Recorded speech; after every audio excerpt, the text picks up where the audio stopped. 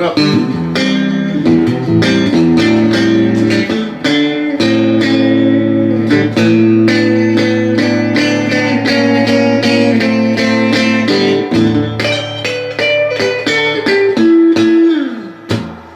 We good, do you think? You know, I think it sounds... Yeah, I mean, it works. Yeah, it sounds not bad. And I've been recording. Oh, have you? Well, yeah. We'll, you know, edit things. Yeah, sure. Hey, everybody, it's Terry D Lab, and I've got Vinnie, and you're out of Connecticut. I'm out of Connecticut, yep. And he just did like a 12-hour drive to drop off a Fender Blackface Princeton that I'm going to rebuild and hopefully get it back to the way you want it to sound. Yeah. But now, you say there's a story behind the Princeton? Well, yeah, I was playing in a band at the time. I was about 23 years old, and one of the waiters that I was waiting with asked me if I wanted to buy another amp. I already had a Fender Twin, and I had a Marshall JCM 40, and I said, well, I don't really need it, but I'll check it out. And he brought it in one night, and he said, you can have it for 35 bucks. So I bought it, and then for some reason I put a Tom Scholz Power Soak on top of it, cranked it to 10, and played Van Halen on it for a couple years and just beat the hell out of it. Yeah. So how it survived, I don't know. But then after that, I put it away, and it's just been sitting around for like 20 years. So you brought it to me, and hopefully we'll revive it and get it right back to factory specs, because you plan to, you say, maybe pass it on to somebody? Yeah, I'm either going to pass it on to one of the guys in the band who would really like to buy it, or I might just keep it in the family and give it to my nephew who plays. Okay. But either way, you know, I'm really looking forward to being restored to normal, and Yeah. it's a beautiful amp. It's got a great sound, and it still sounds good. But I remember I played it once in Hartford at the Brickyard, and all my guitar buddies were there, and they said they never heard me sound better. Just one night I used it, and then I put it away when I got my other amp fixed. But it's a classic. Well, you know what? I could save you some money because you paid 35 bucks. I will give you $100 for it right now. Yeah, you laugh. Yeah, that was worth driving 12 hours no for. doubt. I'll pay for gas. Yeah. Yeah, man. So play everybody something. And this is the before video. So Vinny's going to go out and do some visiting. And you'll be back in a couple weeks, right? Yeah, I'm going to Colorado to pick up another guitar I've left there, and an amp I've left there, and I'm going to bring them back home, and I'm going to stop in here in about 2 or 3 weeks and pick it up. Yep, and then we'll play an after video.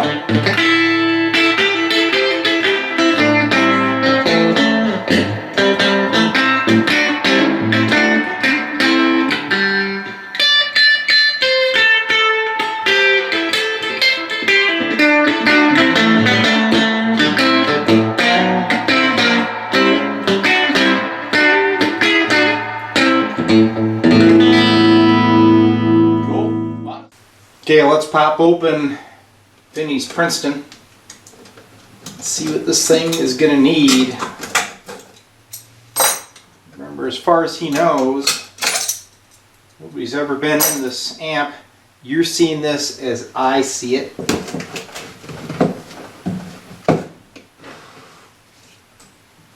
Alright. It looks like somebody has been in there putting in some caps. But she looks pretty much original. Let me get a close-up on this for you. Alright, we'll start top side on the Princeton. I can already see that one of the output tubes looks pretty old and crusty. Got Mesa 12AX7s installed. A little bit of dust there on the base. Take a look at that 6V6. I don't know if it's dirty or fried. The other one looks alright, and that is a Sovtech, so that's been replaced. And then the rectifier tube, I spotted it earlier. It's actually a GZ34, which I don't believe this amp came with originally. It still has the old original filter cap. Transformers are original, good thing. So is the reverb output transformer. Back panel looks good. Take a look inside. Let me reposition the camera and we'll do a little sweep. You can see somebody's been changing out the 25 microfarad caps, which is a good thing. Plate resistors have been changed. Those look like the Sprague type of resistors. Don't see them very often. More caps replaced. Looks like the original grid coupling caps are in place. Go over here, have our main filter cap. Power transformer is original. Somebody added a grounded power cord. Not a very pretty job, but I did notice a little bit of activity down here in the bias section. So let me reposition, I'll show you that. Alright, well, what I noticed in the bias section is somebody has strapped another resistor across the step down resistor for the negative bias circuit, and of course the cap has been replaced. But seeing this indicates that they are having an issue setting bias in this amplifier.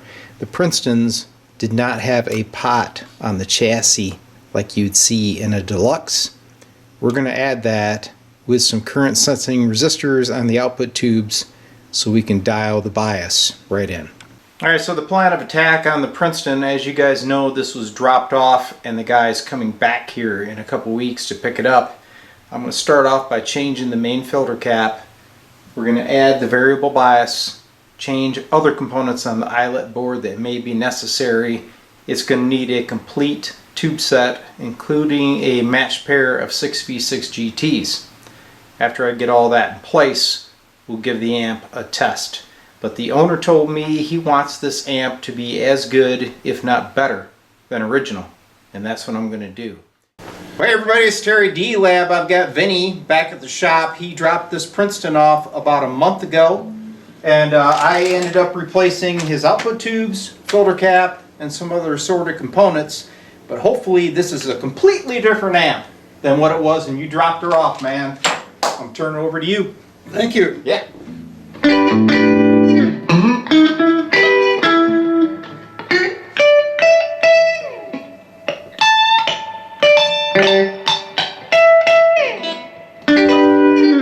Wow. Sounds really good. So you say there's some history behind this, right? And then you were playing in some other bands and used this amp? Yeah, I started a band in around '88 called Through the Roof in Connecticut. Played Boston, Rhode Island. This amp actually was on stage to warm up for Foghat, Dr. Hook and the Medicine Show, Junior Walker and the All-Stars, and War out of California. So this has a good history up on stage, and it always sounded great. Cool. The thing I'm dealing with now is, I used to be able to shred, but I got COVID last year, and for some reason my little finger won't come back. My balance is off. So if you're encountering that, it's not rare. I'm going to physical therapy, and there's about 20 other people in there with it. So Wow. I'll try to get a little bit of sound out of here. But Yeah, you can tell this thing is just sounding great since he did the work.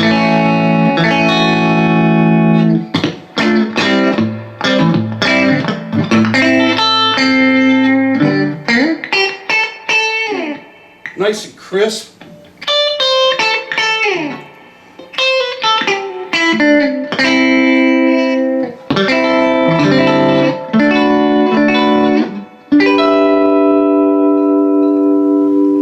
Yeah, man. All right. Good job. All right, man. All right. Cool. Yeah. Okay. Yeah, it's amazing. I bought this early on in the 70s, and I used to put a rat through it, a DOD, a wah-wah, flanger, everything I could put my hands on I put through this, and so it took a beating, and it always sounded great. Yeah. I very rarely played it straight through. I would usually have something going through it, but boy does it sound outstanding. Yeah. And all my musician buddies, when I had this amp out, said it had the best sound of any amp I had. So. Wow. And you know the value of these things is just going through the roof, man, so it's a good investment to keep her going. That's right. Yeah. And That's right. all you new players out there, there's nothing like the sound of a tube amp, right? Absolutely. Yeah. Yeah. Yeah, Tom Petty's lead guitarist, Mitch Campbell, I think it is. They asked him what amp he would like to have if he only had one. And he said this one. Cool. He said, if I had one amp forever, it would be this amp. So if you don't have one, Yeah. I don't know if you can get your hands on one, but